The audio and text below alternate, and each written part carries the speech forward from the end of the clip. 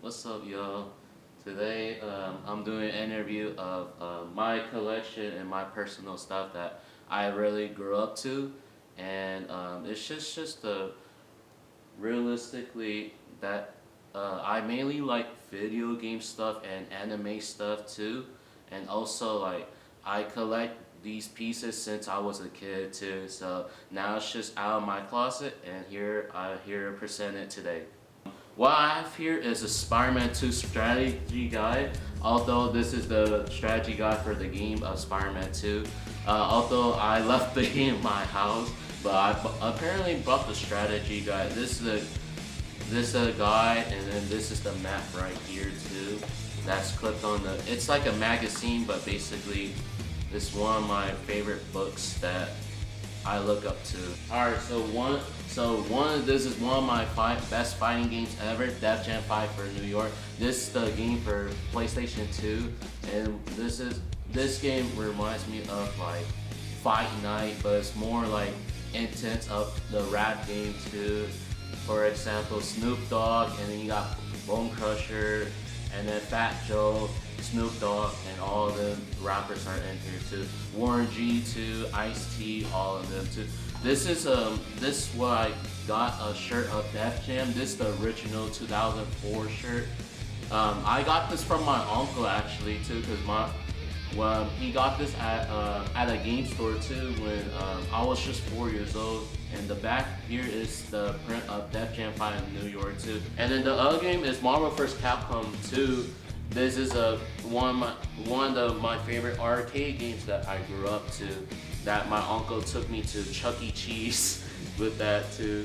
At Chuck E. Cheese, I would always spend 4 tokens at every 20 minutes of this game too. And then at the end of the day, we buy $10 worth of tokens with my uncle too, because my uncle loves Capcom series too, and then I love the Marvel side of it. So that's when my uncle got me to that nostalgic Capcom side, and Capcom is more like all over the world in Japan too, and Marvel's more side of the American side of the universe too. So I have 2 more stuff too. The next stuff is one of my favorite animes here. Is Pokemon too, kids anime too. Basically, this is the Primate right here, and then Pikachu too. This is the episode when Primate, he looks like a monkey, but he has just boxing gloves too. He takes Ash Ketchum's hat too, like on the back here. So on the back you see him right there. He takes his hat too, and then he just be punching Ash and all the characters all over, which is pretty funny too, because he's just a funny Pokemon to me too. But my favorite Pokemon overall is it's gotta be Mewtwo, because Mewtwo is more powerful and he's a legendary Pokemon too. There's a place that I want to explain to y'all for my last piece right here. It's Funimation's in Coppell, Texas.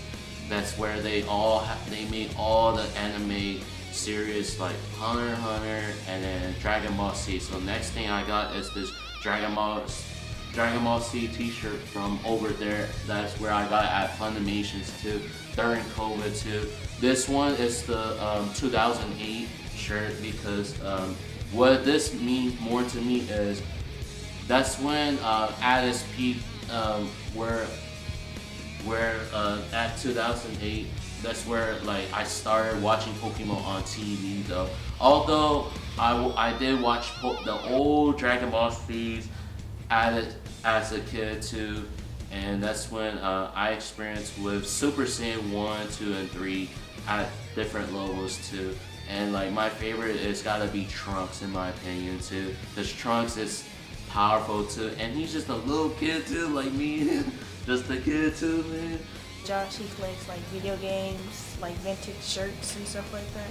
And I find that really cool, because when he pulls them out, it's like, oh, you never seen that shirt before, or you never seen that video game before. Or they even like stop making stuff like that sometimes.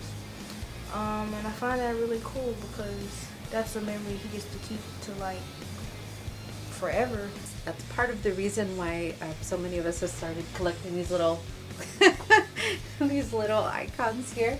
You know, it's almost like putting us back in that position of being a viewer and maybe viewing that TV show and that film for the very first time, and just enjoying that experience of connecting with it in a really emotional way. I think is the reason why nostalgia persists. The most important word at the vocabulary, because nostalgia means that when you go back in time, you can go back in time and then just go back through those flashbacks and cherish the memories of the personal things that you like, not just that you like about certain things, but all the things that you like about nostalgia.